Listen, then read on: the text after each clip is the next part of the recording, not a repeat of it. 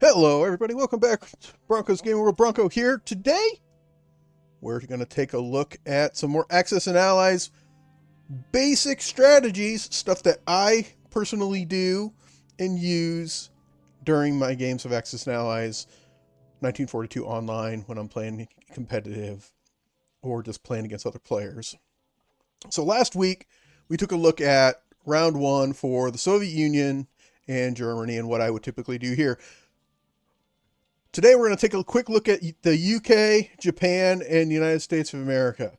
I did in a previous video a breakdown of the United Kingdom because ultimately I think that they are one of the more challenging powers to use, especially early game, because they end up having a ton of options as to what to do. And we're going to kind of rehash some of that and kind of show you what I typically go for in round one for the United Kingdom, Japan, and the United States. So I'm just going to get the ball rolling right here. We're already looking at United Kingdom here based on the setup that we had last week when we were looking at the Soviet Union and Germany. So Germany, based on what we've got here, they've got C-Zone 17.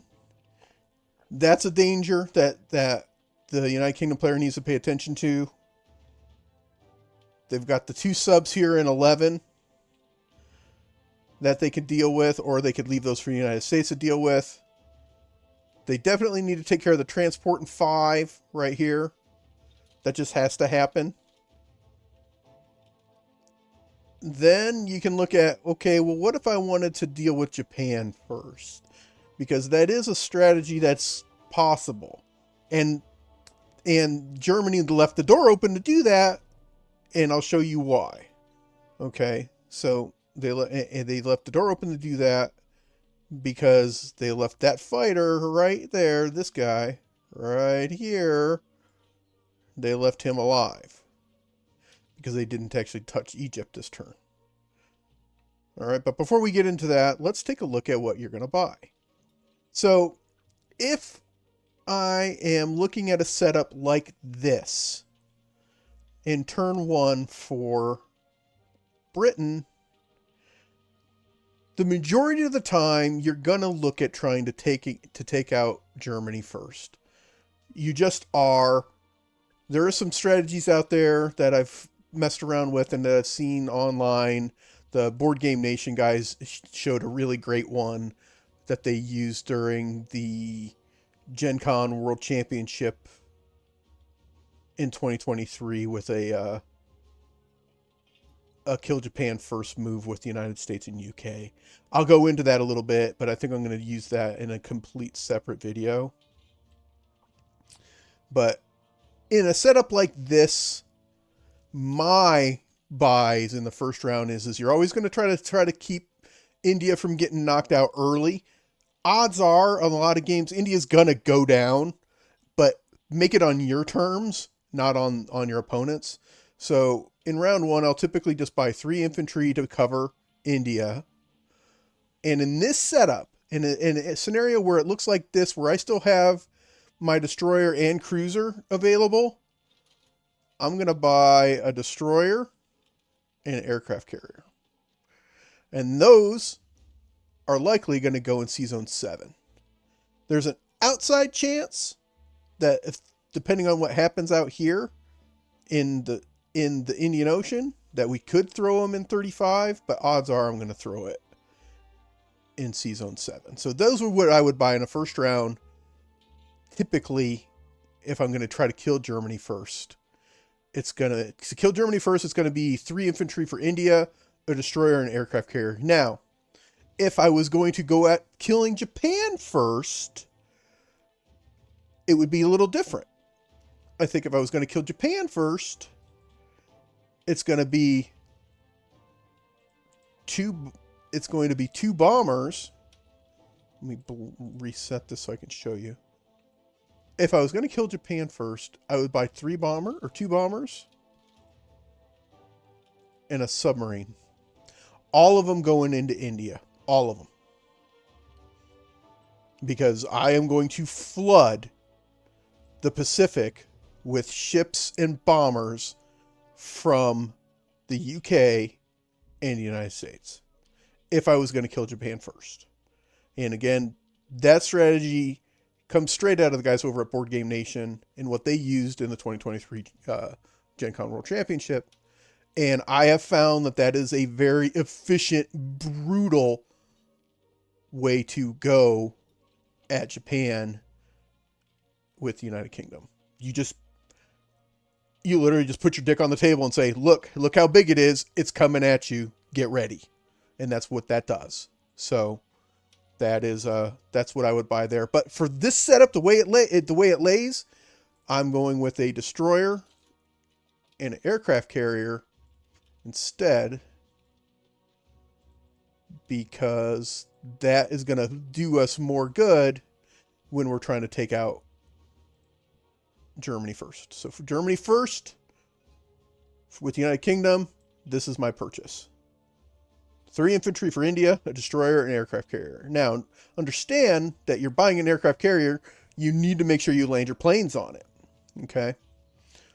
Doing so means that you need to keep these 2 fighters here in the United Kingdom around to land in Sea Zone 7, where you're going to put your aircraft carrier. Now, again, in a kill Germany first, these guys right here need to die. Otherwise, you keep the door open for them to continue to shuck units down to Africa and to start messing with your Middle East and even potentially getting down here into India. And that's just some fuckery that you don't want to deal with. You don't want to do that. So these guys got to die, which means you're going to take this fighter, and this bomber, and you're gonna go at them, bro, and you're gonna take them out. Okay. You've got to take care of these guys right here, and because the United States took it in the shorts here, you're gonna need to use this destroyer and this cruiser to go at them there. You don't have to kill them both, but ideally you do. You want to.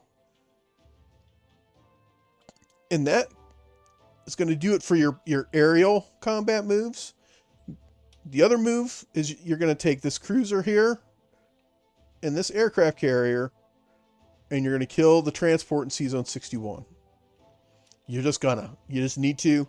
Again, we're looking at killing Germany first here. This is what I'm talking about right now. We're killing Germany first. This plane's going to be over here in 17. So you're going to take the carrier and the cruiser to Sea Zone 61, and you're going to kill the destroyer and transport there.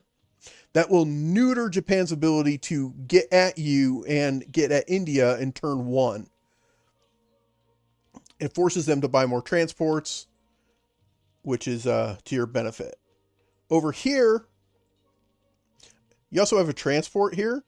I have no problem picking up 2 dudes from India and going at Borneo. My suggestion and what the mindset that I use with the United Kingdom, if I am going to kill Germany first, the United Kingdom's units in the Pacific are going to die. Most likely. So use them in turn 1 to get some value out of them, because this aircraft carrier, this cruiser, and this transport are almost guaranteed to die. So do something that will help you with them in round 1, because if you don't, there's real low chance that they're going to survive. Or even if they do, they may not be useful to you because you're not going to have anything else that can back them up and support them. Down here, there is an outside chance that these 3 could escape. You could grab these 2 guys and drag them out to 41. And I'll put all 3 of them out there. As a Japanese player, I tend to not be able to do anything about that most of the time. You might be able to sneak this sub in and take care of business, but it's unlikely that he's going to get the job done without dying first. And they definitely are. This group here, for Japan has a job. I'll get into that here shortly when I talk about Japan. This group right here has a job to do. And their job has nothing to do with the British fleet. So, again, in my opinion, these guys, if they're used to kill the British fleet, the Americans need to be popping champagne because they just saved, what is that, 20, 30, 38 IPCs. If this fleet here in 50 goes at these guys from Australia because you put them down there. If they do that, if these guys in 50 do anything that isn't killing these guys, freaking pop champagne from the American player, celebrate, hug your wife, hug your girlfriend, because the door's open for the Americans to really dominate the Pacific if you don't kill the guys in 53. They have the financial capability to outpace Japan, and if they don't kill that stuff in 53, in my opinion, it's a mistake. I've seen too many games go where if C-Zone 53 survives in full, that's like a green light for the American player to go, you know what, I'm killing Japan first. And they're just going to unload on Japan, and they'll have 3 full aircraft carriers in round 2 and a battleship and 2 destroyers and a sub in round 2, as well as this cruiser. And Japan has to go, oh shit, what did I do? Now, Japan will still have enough fleet to deal with that, but then they're not focusing on Asia, and that's a different thing. So anyways, UK, I always take a swing at Borneo, because if you get it, it's 4 IPCs for cheap. These guys, you can see moves where they'll go take these 2 guys here, throw them on the transport, and take the cruiser and transport and try to take New Guinea. It's fine. The IPC reward for it's low, and you know, a lot of folks will tell you, oh, well, but it eliminates a place for bombers and fighters to land in the Pacific. You're not wrong, okay? But if you really look at how strategies play out in rounds 2, 3, 4, 5, 6, and onward, that doesn't come into play that often. Most of the time, the Pacific becomes a wasteland.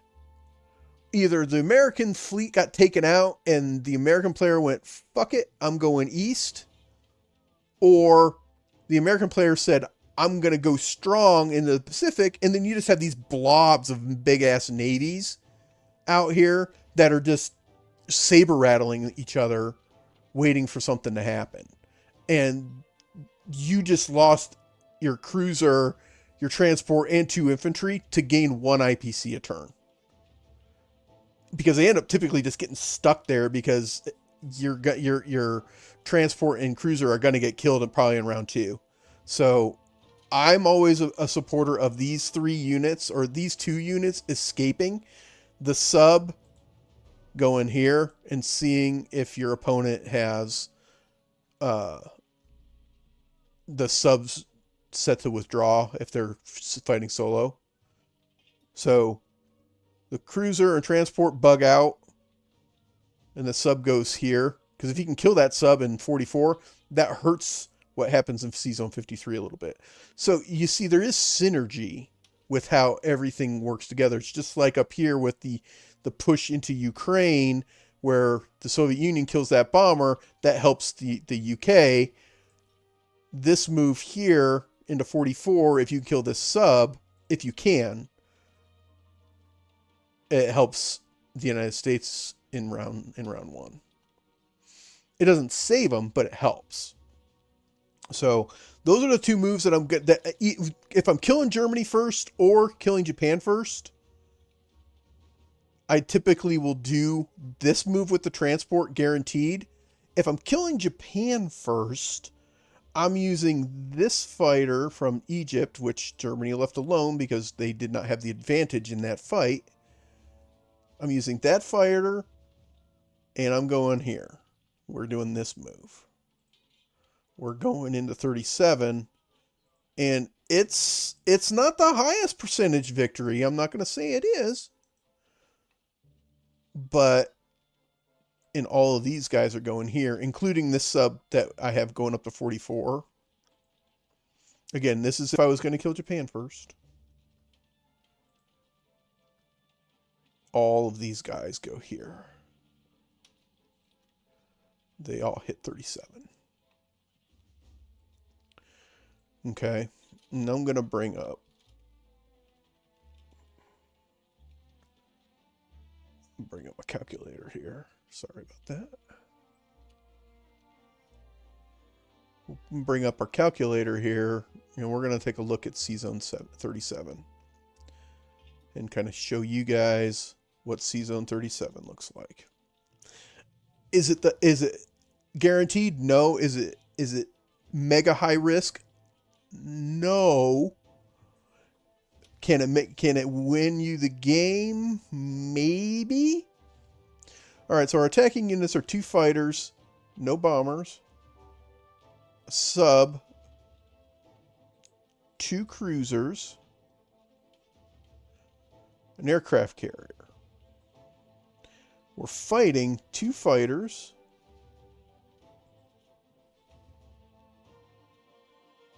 an aircraft carrier, and a battleship.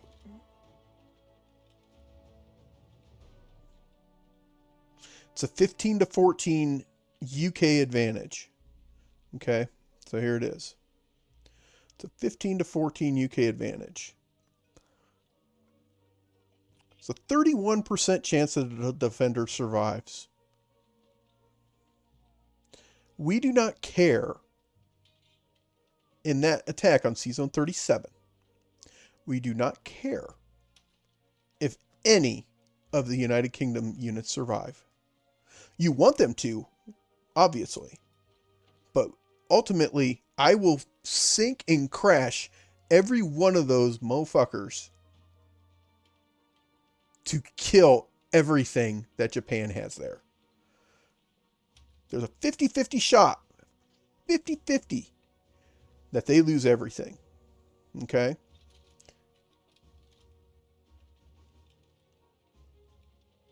I will 63% chance that the attacker survives. It's right there. 68% shot that they'll have something alive, even if it's just a sub or just a fighter.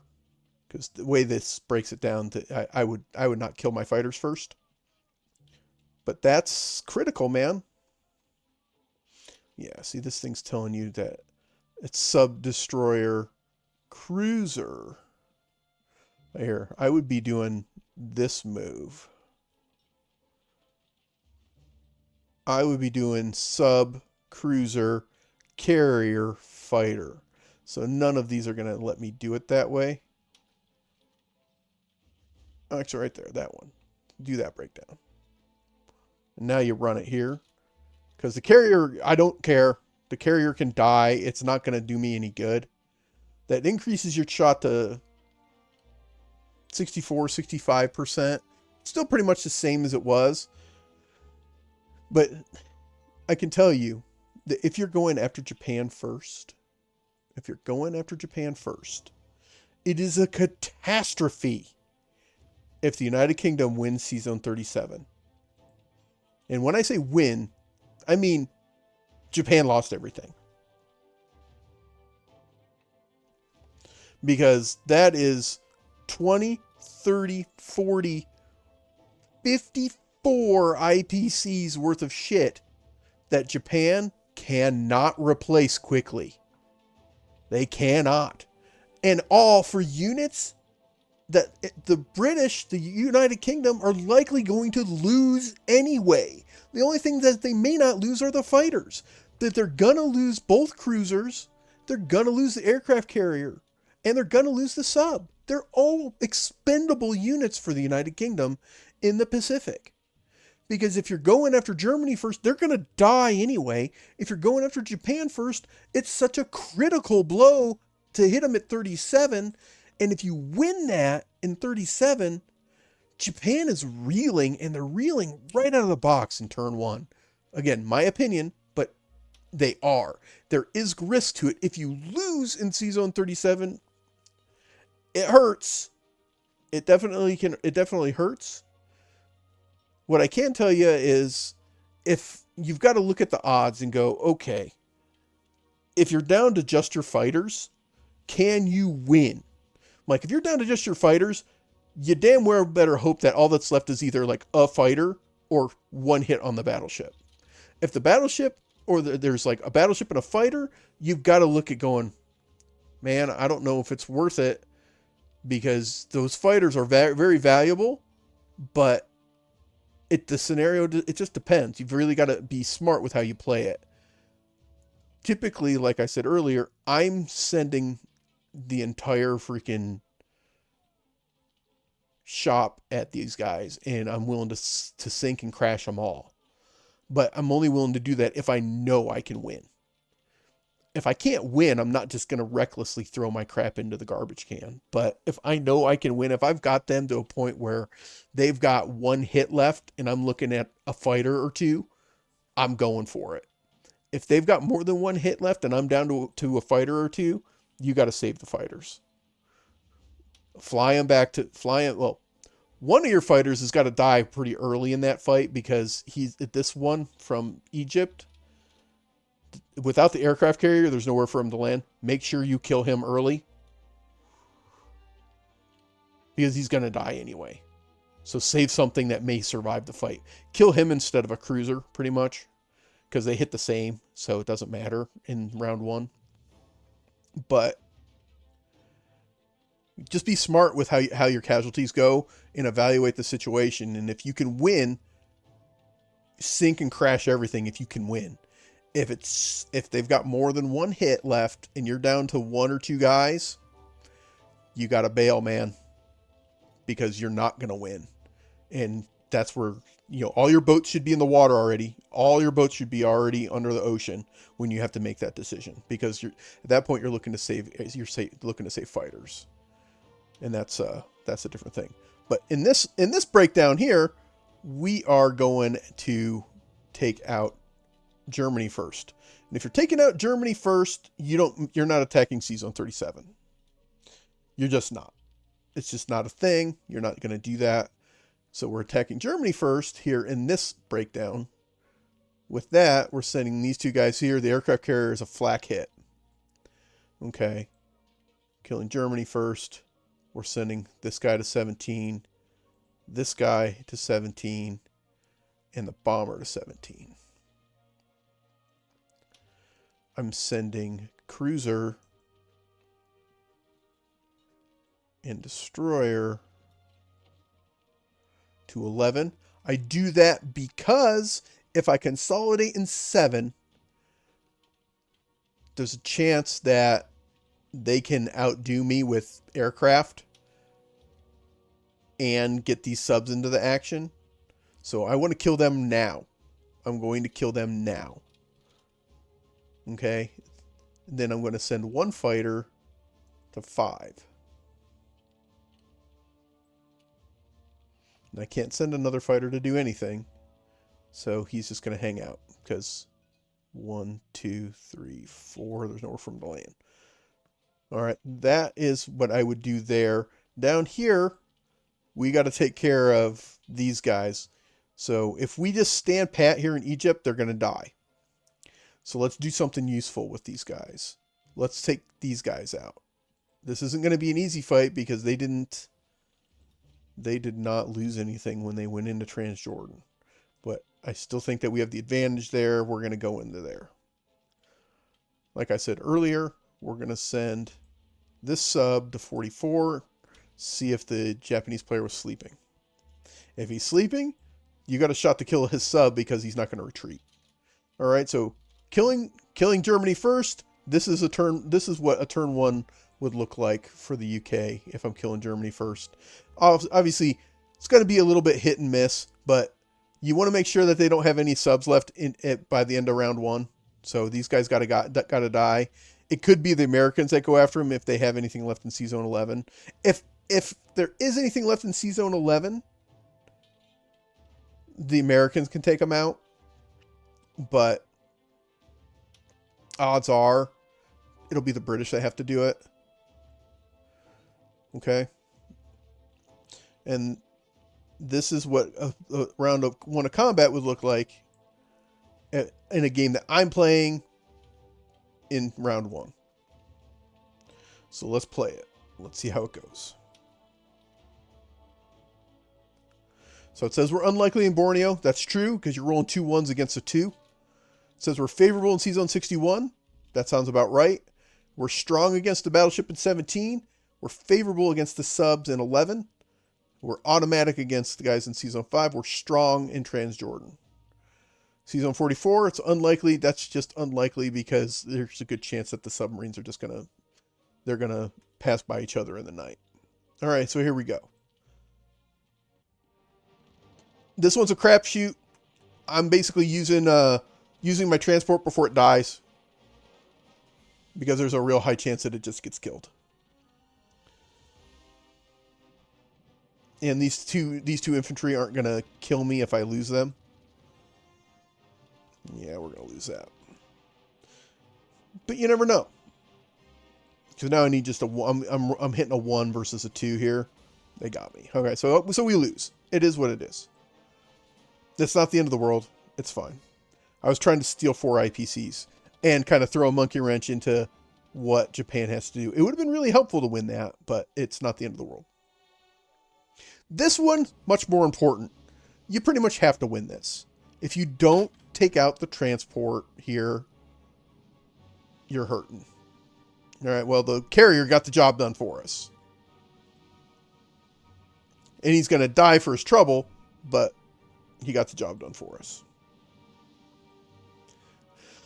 So that'll leave the cruiser out there, which is good because it gives the cruiser's got an outside shot of doing some damage when they go at him.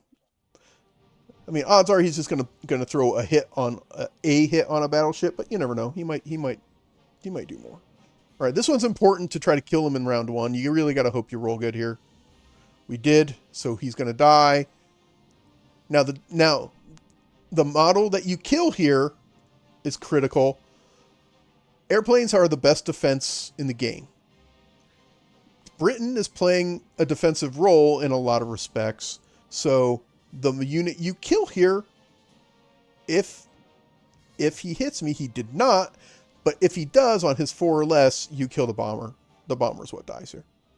Instead, we survived, and both survived, so now we're in great shape.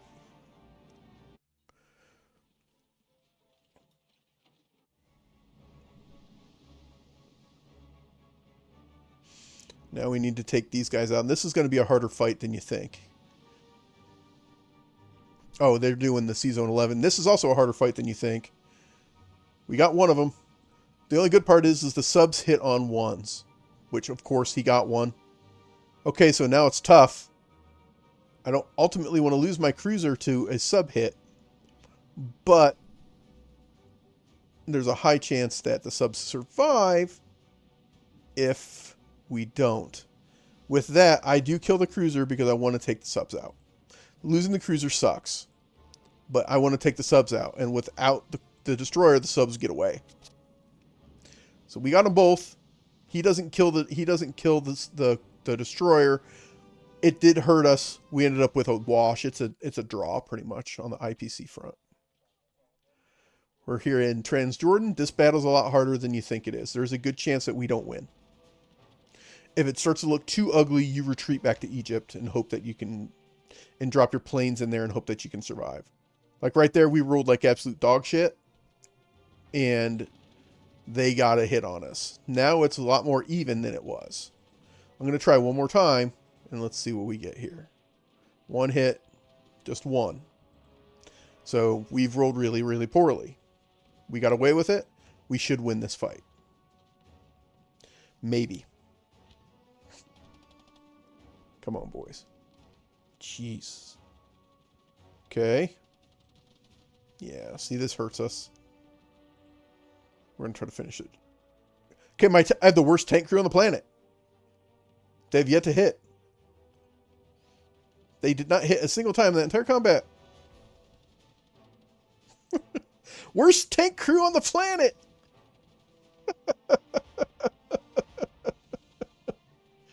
Oh, man. Alright. And Season 44, I'm pretty sure that the Japanese sub is just going to retreat. Like he submerges. Yep, bye-bye. So that's what a player who's awake and paying attention and has a defense profile set, that's what should happen there. All right, so that's the end of that. Wasn't terrible, about a 2-to-1, just shy of 2-to-1. The losing the cruiser hurt us in Season 11, but their subs are gone. We now own the Atlantic, at least as far as the ocean is concerned. We own the Atlantic. All of our planes survive, all of them, which is critical. Land here, land here. I always am a big supporter of picking up that guy, taking him down here, and dropping him right there. If your player leaves France open, which I've seen, I don't have a problem with you taking France for the 6 IPCs. All right. Everything lands in Persia. Ugh, bomber's dead anyway. So that sucks. There's nothing I could do. I was expecting him to die anyway, so he's just going to die there instead. Oh, don't forget to move your guy up out of South Africa. I usually bail on Burma. You will see the move to put him here. I don't like it because he's gonna die anyway. Japan's gonna go at him and take him out. And then I am going to bug out here. I'm going to take these two guys, and we're going to go out here in the sea zone 41 and see what Japan does. And that, folks, is UK turn 1.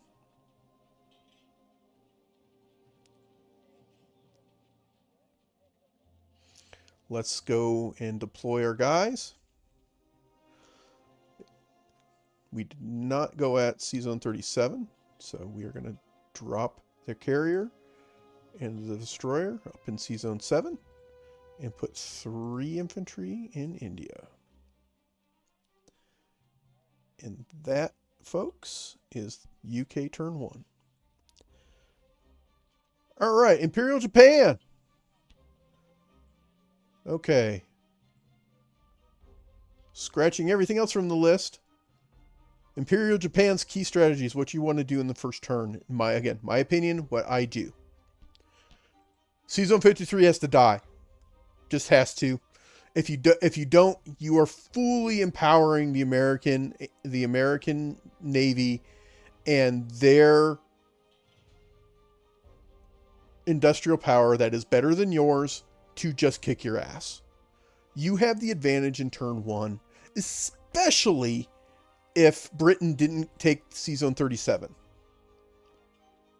So you've got to make the United States pay, and you need to focus on Asia. Now, you can choose to try to focus on India, which is fine, or you can try to push towards the Soviet Union. You really can't do both.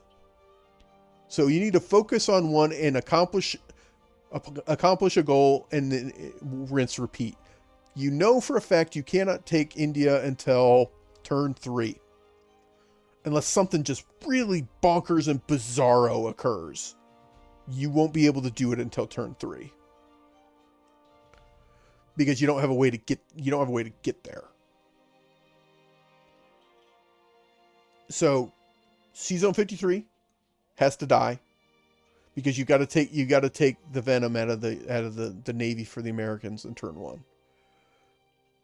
You need to push into Asia, and you need to be able to continuously put units into Asia, because the good strategies for the UK and the United States are kill as many ground units in Asia as you can.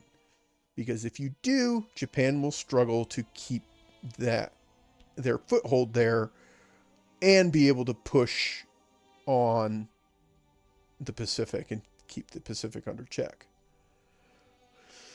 Okay, so what do you buy?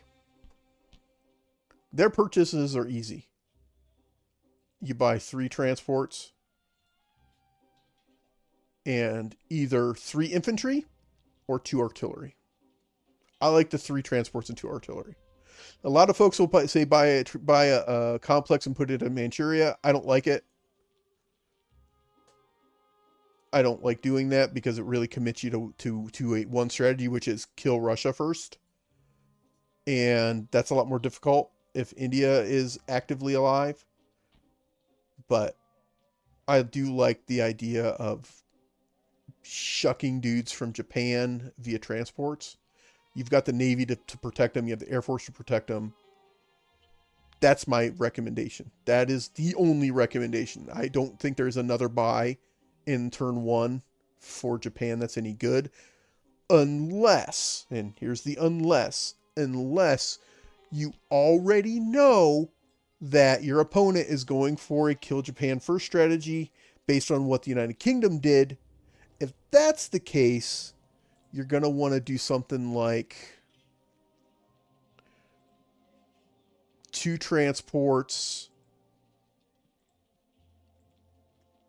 2 destroyers, 2 transports, 2 subs, and an infantry or and an artillery. Something to help combat the fact that you're losing your navy. Because if you can kind of replenish some of your navy, it can delay what they're doing. It doesn't mean that you're going to stop them from what they're doing. You can delay them. And if you can delay them long enough, Germany might win you the war. But it only makes, and if it's an obvious kill Japan first strategy from the UK's turn, then you definitely need to take C-Zone 53, because if you don't, you're already way hurting in just hitting round 2 against the United States. And I'll show you why when we get to the United States. But based on this scenario, what's on the board right now, I'm doing 2 artilleries and 3 transports. Lock it in. Okay. Now, what do?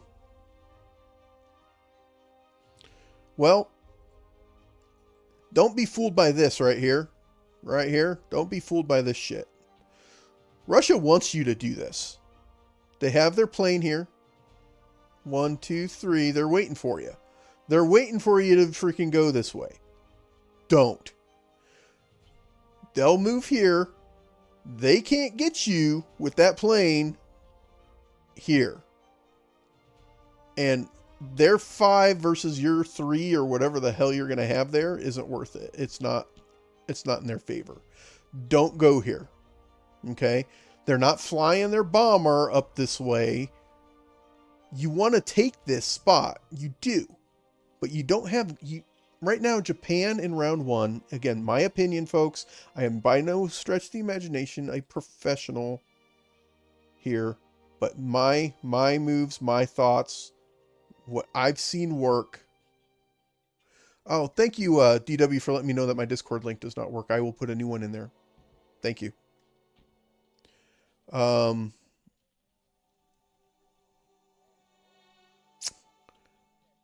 I said, my opinions and what I've seen work over the years. Don't fall for that. That's a trap. That's bait. Don't fall for it. What you do fall for is all 4 units here in a plane there. That should do the job. You want to push, so you need to push this way. Okay. They're giving you this for free. You should take it, because it's a great landing spot for your airplanes down the line. Odds are they're not going to push back on you. They might, but they might. The odds are they won't. And then you want to go here, here. You don't care about this. Smart Russian player will move his guy into there. It's fine. You can take him. You can take care of it later. So you want to move all this crap into Yunnan. You want to make sure that Yunnan and Anhui are out of the picture. They are not in play. All right, you do have a transport up here. You may as well throw your tank on it and an infantry and wheel them down.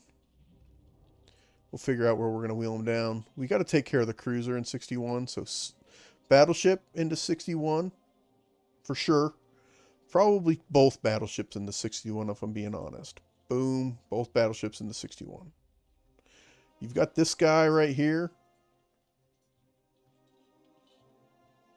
I don't love the aircraft carrier into there. So we'll deal with him. We're not going to let him live. I said C-Zone 53 is critical. It is. This plane here from 50. Cruiser from 50. Your bomber. Now, if I'm being honest with you, that's enough. Okay? That's enough to win. You should win there. But if you've got guys that C-Zone 37 is alive, you can send a fighter from 37. If he's not, you can send this fighter here. He gets there too. These 5 units are enough to win that fight. Almost every time, you should win that fight. Do not send that aircraft carrier in there. He doesn't need to be there. You don't care about catching planes. One of the first casualties you're going to take in that fight is this plane from 37, or if you had to use the one from Japan. Just take it. He ain't going to have a place to land. Don't commit your carrier to it. They're too valuable. Now, why C-Zone 47 is scary for putting a boat in there is because this guy is still alive. So don't put a boat there. Let's kill him with a plane. So we'll send this plane from 37 to 47. Or again, you could send this plane down here. Okay? Because we've took care of this, we're going to send this plane to 61. Our transport is also going to go kill everybody in Yunnan. We want to make sure we win there, and I am pushing more to kill India here than I am pushing on the Soviet Union. So I am going to put a ton of guys and a ton of pressure on India very early in this game.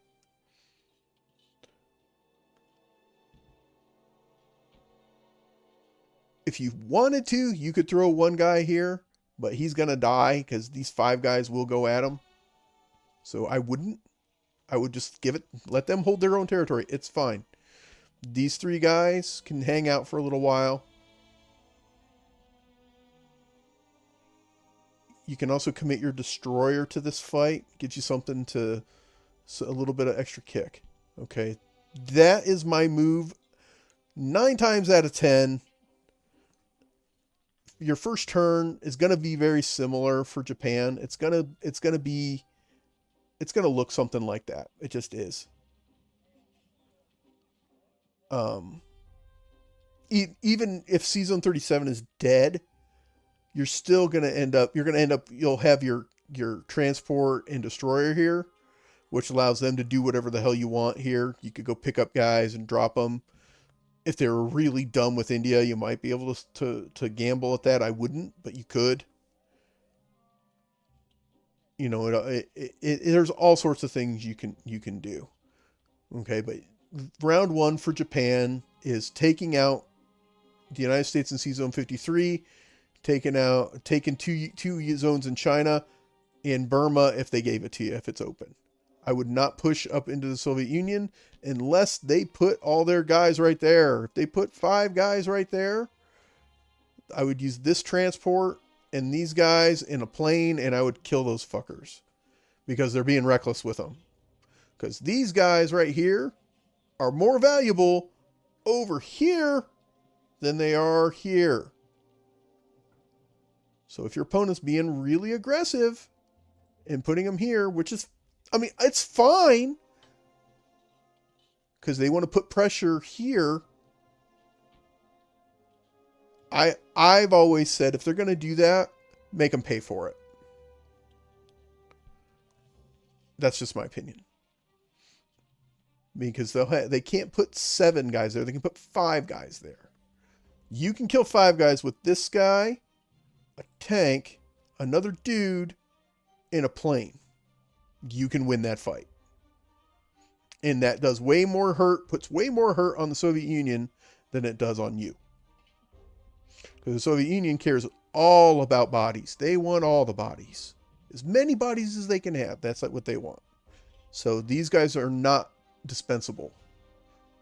Don't be fooled. Now, if you're playing just on tabletop, old school, on the tabletop, looking your opponents in the eyes, and you're playing like a 5-round game, you can be more aggressive with those guys on that side of the board, because they're not going to have the time to walk their happy asses all the way across Siberia to get to where they're going to be any helpful. But in an online game like this, where the games can go 9, 10 plus turns, those guys are way more valuable over here than they are here. So, all right, but that's my combat moves, what I would typically do in round 1 with Japan. And the why. You want to establish a strong foothold in Asia. You want to put pressure on India. You want to take out the United States, the punch in the United States Navy in the Pacific. Make them commit those IPCs to rebuilding it to become strong. Don't let them be strong and right out of the box. And take out any threats that were left behind by the UK. The cruiser here, the transport, this guy you don't care about. I mean, you care about him, but you can't do anything about him because you don't have a destroyer that can help you. And these guys are going to get away. There's nothing I can do. I can, but it's not efficient for me to go after them. Because these guys, they're gonna sail their happy asses around Cape Horn here and end up in Africa, most likely. Or somehow end up in France or something. There's an outside shot that if things are really funky and weird, they could backtrack and double back and come at New Guinea or the Philippines, but you're going to see it coming and can react to that.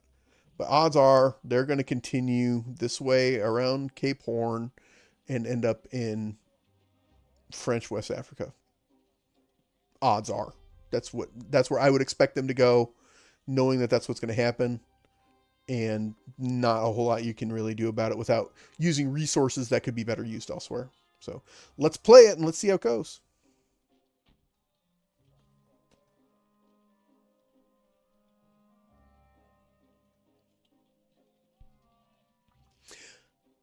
Okay. Ren, what do you want me to say again? I kind of ramble, so I do apologize.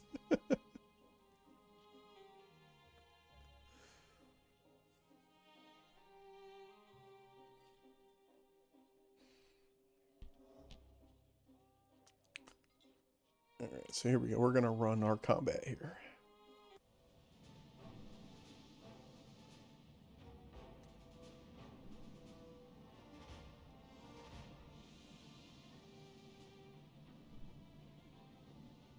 Should be easy. We should roll these guys out of the... Yeah, we rolled them out of the water. No problems. Pair of battleships against a destroyer. Easy sauce. Take your hit on the battleship. Next. That allows the transport to land. And what you're hoping for Japan is that you actually are efficient in your combat.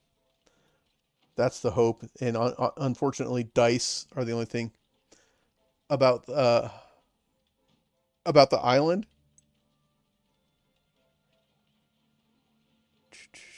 Trying to think about what I talked about.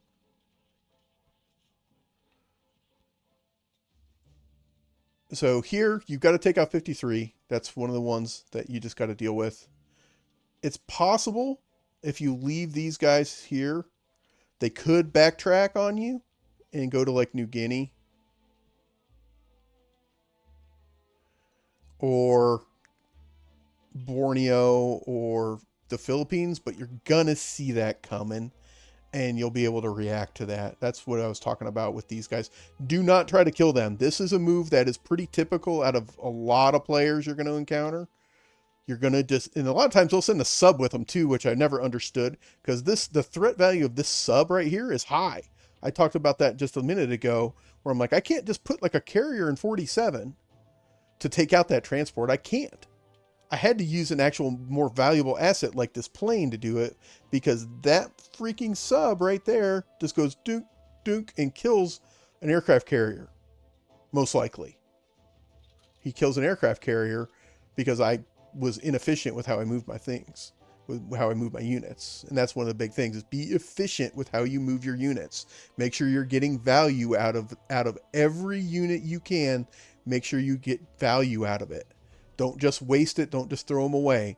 Especially, it's Japan, especially, because their naval units are not replaceable easily by them. And don't, you start with a huge air force. Don't waste it. So we won in C-Zone 61 here. I'm going to go at, I think it's Yunnan is the next one. It's either Yunnan or Anhui.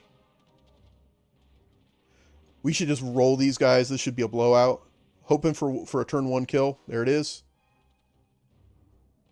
Let's get 1 back, not 2. Neither. Perfect. So when they get neither back, you are so strong in Southeast Asia right there. Like, I am a Hulk in Southeast Asia right now against India. The UK players looking at India going, son of a bitch. I don't know if I can hold. I've got to commit a ton in round 2 just to make sure Japan doesn't go into India in round 2. Unstable, thanks, man. I appreciate it. Yeah, right here, just without doing the rest of my combats, okay? Right here, India's got 7 dudes, okay? They've got these 2 fighters that can get here to help. In turn 2, I have a transport up here that I can bring 2 guys. I can get 1, 2, 3, 4 dudes in to India, okay? When I'm done, I'm going to have like 4 planes that can get there too. Now, do I think you can win that? No, I don't. But what I will tell you is that as a UK player in round 2, if it goes like that, where I lost nothing here in Yunnan, you're freaking clinching sphincter a little bit going, okay, round 3, I'm going to lose India. That's the thing. Round 2 or round 3, I'm going to lose India. So in a competitive game, when it goes poorly for the United States and UK in the Pacific and in Asia, you know, when it goes poorly, which so far it's gone pretty well for me, India's looking at, or your UK players looking at India, and in round 3, there's a high chance that India goes. In a competitive game, you might see the UK player at the end of round 3 go, fuck it, I'm going to leave India and give it up so that I don't lose everything in India. That's where the pressure from Germany on Africa can really put the UK player in a tough spot. So let's continue our combats here. And I agree. There's things that are difficult to adjust to. That's why if Britain doesn't take it, that's why C-Zone 37 is such a big deal. Because if C-Zone 37 dies for Japan, there's so much shit that the UK, there's so many more options are open for the UK player. It's open for the UK player to build a fleet in 35. If C-Zone 37 gets killed, they could literally drop the same fleet. I'm kind of rambling, guys. I do apologize. They could literally drop this fleet right here that you built here in 35. If you kill 37, C-Zone 37. Can Japan kill it? Yeah, but it's going to cost Japan even more resources that they don't have money to replace. So Japan and the UK are the two toughest powers to play, in my opinion, because they are critical to how the game's going to flow for the other players. A lot of folks will say, well, the Americans are tough too. They are. But the Americans have one benefit. They got a shitload of money. And nobody can touch their homeland. Why? I'll get into that when I get to the Americans, but that's a big thing. All right, so anyways, let's continue our combats here. See how it goes. So that's part of why I'm doing this here. I'm kind of talking to you guys about what I do, and I'm showing you how it plays out. And it's not because it's a dice-based game. Sometimes it ain't going to freaking work. This is a battle that doesn't work half the time. I've lost like all but one dude before because my guys can't hit. I've also done stuff where I just blow them out and don't lose anything. So we got them with the infantry. I always love hitting them on ones. Let's see if he gets me back. I expect to lose one. There it is. All right. I expect to lose 2 dudes in that fight most of the time. We only lost 1, so again, we're sitting pretty here in Asia. I'm going to talk to you about one more thing. Don't ever, ever, ever, ever in round 1 go after the Szechuan Garden. Don't do it. You will not get value out of that. You will lose. It will hurt. Don't do it. Do not. It is not. Do not entertain it. It will not go well for you. Don't do it. I've seen people try it enough times. I've seen them win it, but at what cost? Japan doesn't have units to waste. They start out strong on the board. But if you waste their units, you're going to end up in a bad spot. All right. So the last fight on the board is C-Zone 53. You have to win this. You have to. Similar to C-Zone 37 for the UK, if you're going to do it right.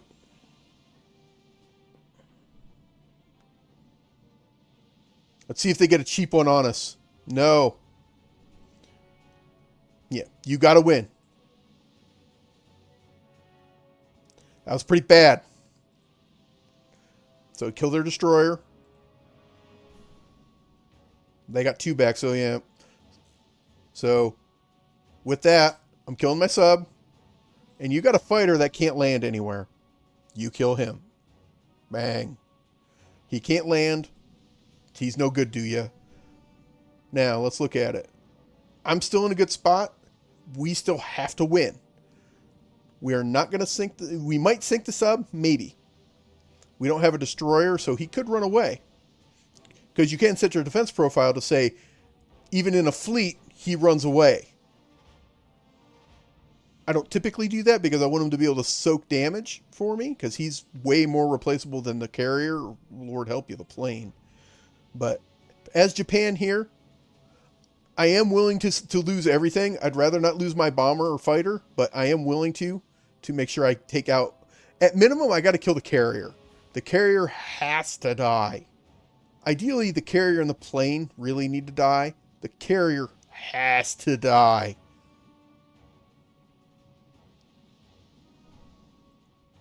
Alright, we got 2. That's going to be perfect for us.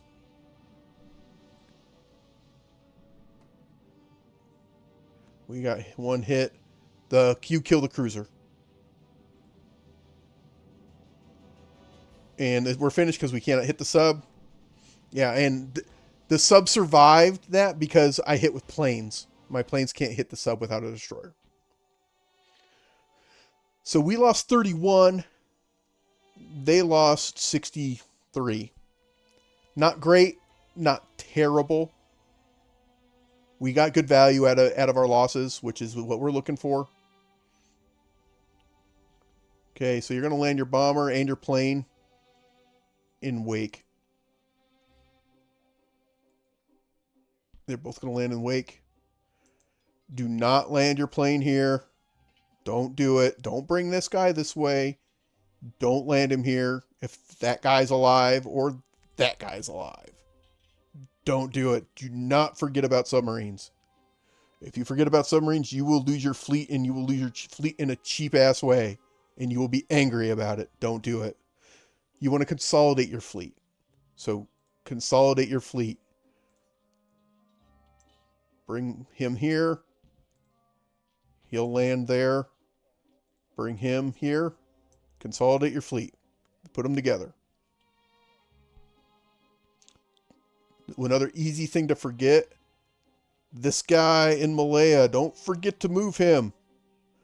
Move him up. I also forgot to put this guy, commit this guy to a combat. So that was a mistake on my part. Always make sure you commit him to a combat. Put him somewhere. Okay, you can land all your planes.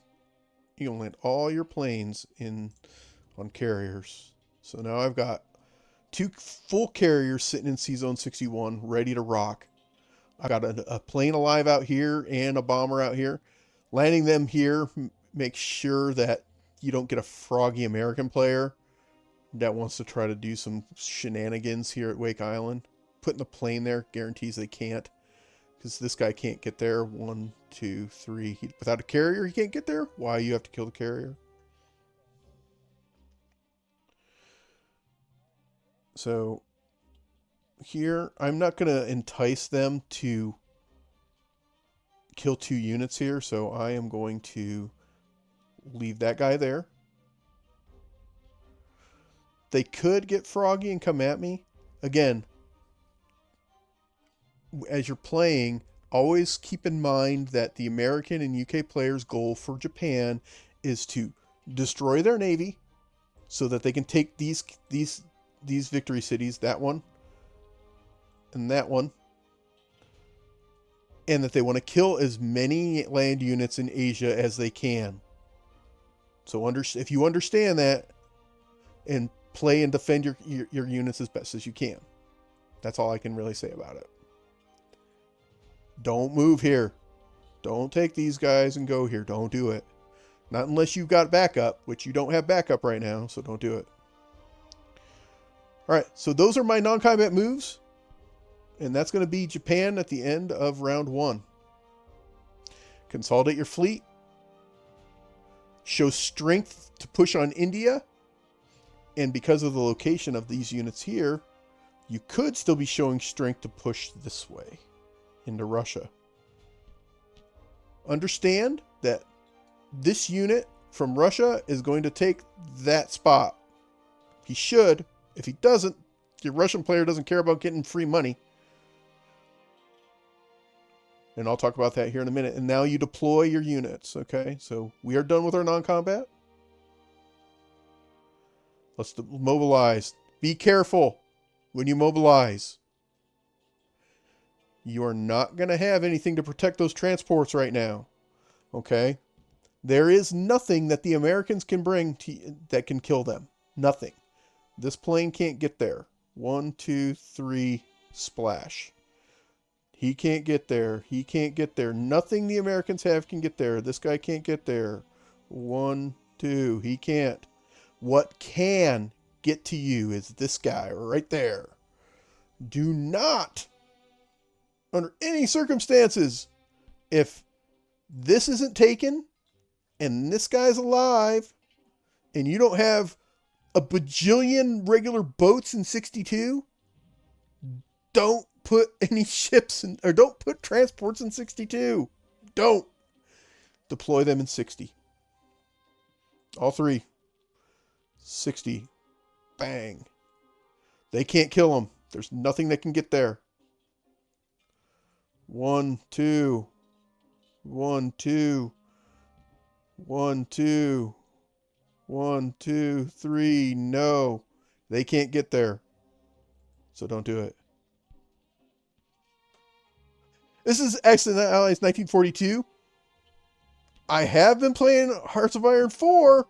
And I think Hearts of Iron 4 is going to be in the hopper here for me to do some live streaming on here soon. I've had that game forever. I suck a pile of ass at it, but I've been getting better. I've been learning how to play it a little better, so I'm probably going to put it in the hopper. But this is axis&allies 1942. All right. And then you're going to deploy your, obviously you're going to deploy your 2 artillery here. And what this does, okay, so forecasting into round 2, you're going to have enough transports to pick up 6 some bitches out of Japan and put them in Burma. Boom! So you're going to have 6 more guys on top of these guys knocking on the doorstep of India in turn 2. Ready to go at turn 3. And India's not going to be able, they can't outpace you. And you're going to have 5 planes and a bomber and 2 battleships to bombard. And you can take India in round 3 with, you're going to lose some dudes, but you can take India in round 3. I think it's fairly reliable that you can.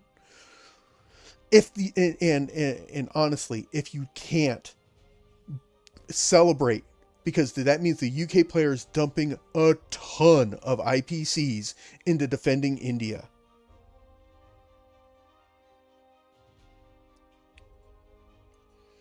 Like a good balance? I mean, if I could tell you, the Axis has to push hard early. If the Axis is pushing hard early, you can realistically even out, or you can keep your advantage here as long as you're pushing hard, making smart trades. You can keep your advantage well past round 3. If you're playing as the Allies,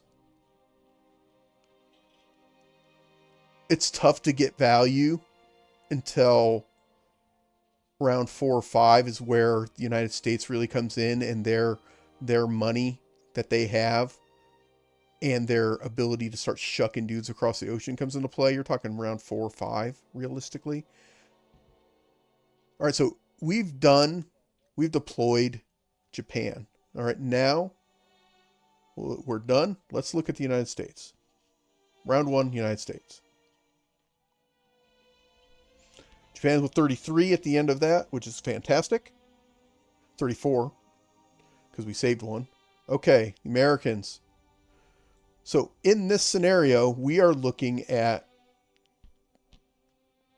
probably Germany first. Okay, if I was going to kill Germany first, what am I buying with my 42 IPCs? Well, I lost 2 transports and a destroyer. So 2 transports are definitely in the hopper. They've got to go. I like an aircraft carrier because I've got plenty of planes. I've got plane here, plane here. Hell, I got one in Hawaii too. So I've got a full aircraft carrier, and I still have 14 IPCs. I have 2 full transports worth of dudes already sitting in East. So I don't need to buy dudes right now. So what can I do with my 14? This is where you kind of toss up. It's like, okay, I probably need another ship. So do I go with a destroyer? You know, and a sub's not going to help me in the Atlantic. It's just not. So I probably buy a transport and I pocket my 6. Because I don't need to buy dudes for another whole turn yet, because I've got enough dudes sitting on the ground already. I probably pocket my 6 and wait to see what happens in round 2 and where I can put that money to good use. So that's what I would do if I was pushing East to try to kill Japan or kill Germany first. Now, on the outside shot that you had committed with the UK to doing a kill Japan first move, here's what I would buy, regardless of what happens in C-Zone 53. Here's what you buy. And this is an automatic buy, and I give credit to the guys over at Board Game Nation for this, because it is, in my opinion, supreme, you know, cock measuring right here. They're putting, the United States is going to show you right now why they're the United States of fuck America. They're going to go with this in the first round if you're going to kill Japan first. 2 aircraft carriers and a plane. And they're going to pocket the 4. And you're going to drop those 2 aircraft carriers in C-Zone 56. And you're going to consolidate all your planes onto those carriers. And you're going to have 2 full carriers in round 2 in the Pacific. Lord help the Japanese player if they didn't go at C-Zone 53. Then you're going to have 3 carriers and 5 planes in the Pacific in round 2. Lord help them. And a battleship and a destroyer ready to rock, and a cruiser ready to rock in the Pacific in round 2. And the ability to pick up dudes right off the bat and start pushing.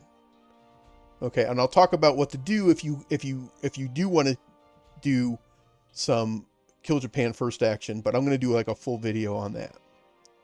But I'm going to kill Germany first. That is more of a standard move, is to go after Germany first, because if, I'm going to preface this now, if you're going to go with a Kill Japan first with the UK and the United States, you are literally giving carte blanche to Germany to do whatever the effing hell they want. You're not going to be able to do much about it, because they're not going to have any money. All their money is going to be going to Kill Japan first. So the Soviet Union player, if you're playing like a multiplayer game, Soviet Union players got to understand, sorry, bro, we're not here to help you. We're here to kill Japan. And the Soviet Union players is going to have to tough it out. So understand that if you're going to kill Japan first and you're going to dedicate bombers and aircraft carriers to the Pacific, that Germany, you're literally giving Germany unlimited visa to do mean, disgusting things to the Soviet Union, and with no retort, because that's what it's going to be. Can it work? Yeah. The Allies can win the game. If the Soviet Union falls, they can still win the game. But they can only win the game if the Soviet Union falls, if Japan also is just decimated. And they can be if you dump freaking 30 IPCs worth of Britain and 40 IPCs worth of United States up their ass every turn. Yeah. But the Soviet Union's got to hold for about 5 turns. That's the other thing, is they got to hold. So we're killing Germany first. So when I'm killing Germany first, I'm buying an aircraft carrier.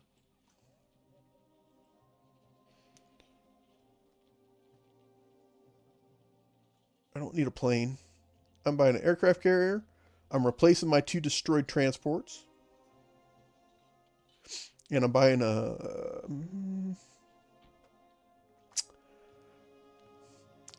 this cruiser is going to come up to 11, so that gives me another boat. I'm probably buying a destroyer anyway, and I'm pocketing my $6 because it's not going to do me any good for this turn, and it gives me some more flexibility to buy some bigger, more expensive dicks to put in the sea later. That's what I'm buying in round 1 if I'm going to kill Germany first. And if I'm killing Japan first, I'm buying 2 carriers and a plane. But we're killing Germany first in this game. So here we go. Now, not a whole lot of combat's going to happen here for the United States based on this scenario. And when I say not a whole lot, I might mean none. That's not true. That isn't true. Maybe it is. Okay, so the United States wants to kill as many guys on the ground in Asia as possible. You could do stupid shit like this. You could go here with those 2 guys and this plane and trying to kill a couple guys, understanding that your guys are probably going to die. Do not let the plane die if you can help it, which means if they kill both of your dudes on the ground, don't keep fighting. If they kill one of your guys and still have 3 left, probably retreat. Because I'm going to do this move. I'm going to do it because I want to kill as many guys in Asia as I can. So I'm going to kill as many guys in Asia as I can. Over here, there's nothing I can do with this. None of my things here can get into combat that's good for us, that gives us value. Nothing here can give us value. So I'm not going to do any of that. Over here, Britain took care of the subs in 11.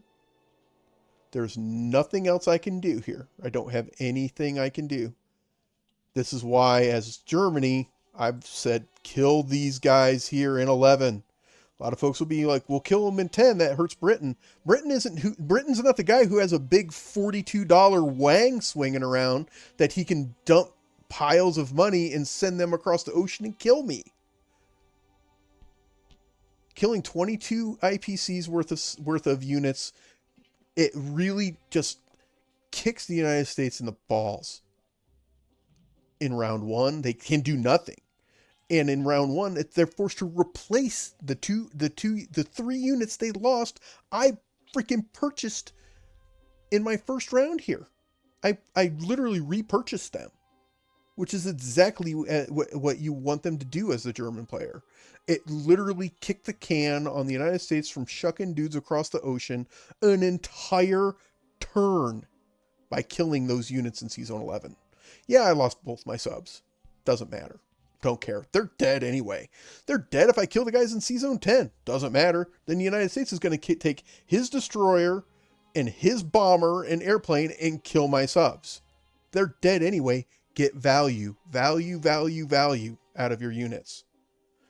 And am I perfect at it? No. I make mistakes and miscalculate all the damn time.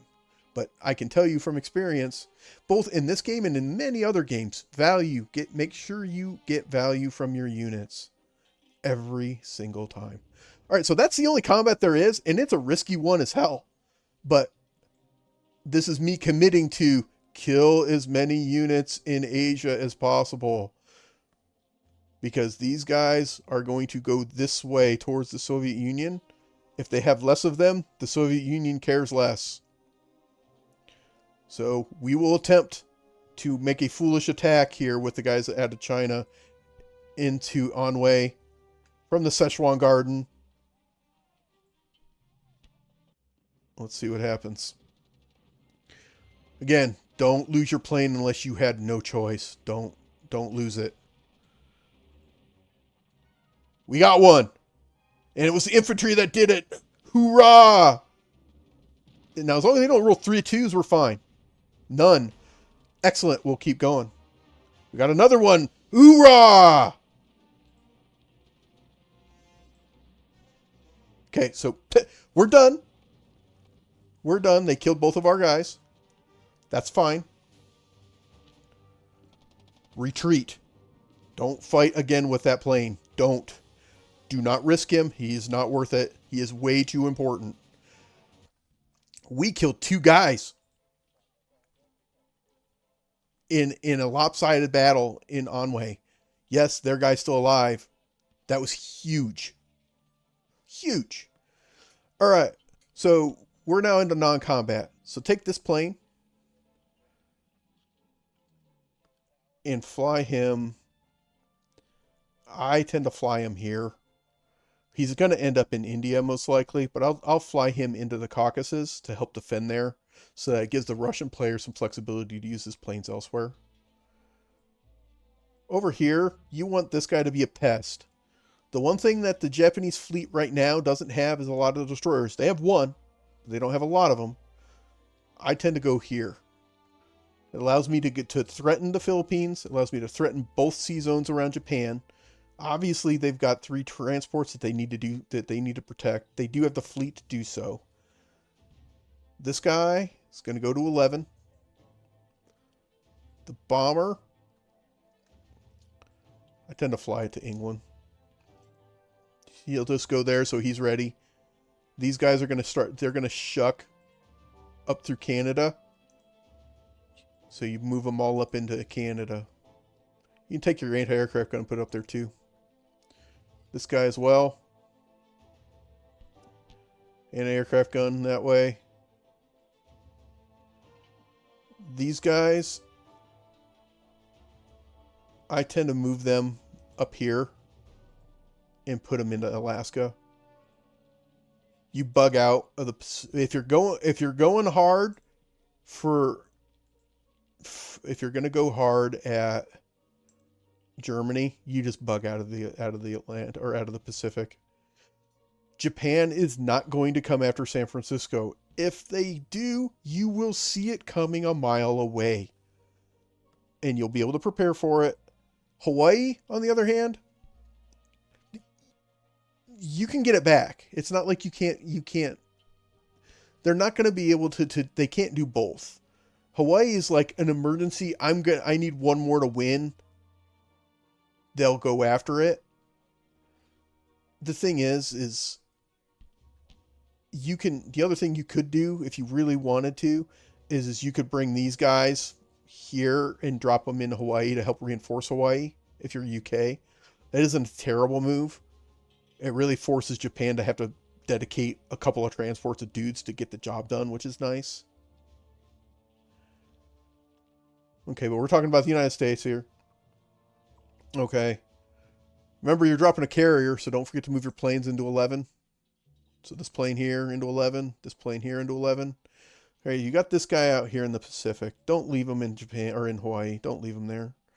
Now, what I will tell you is it takes him forever to get to India because he's got to land here, and that's not close enough. 1, 2, 3, dead.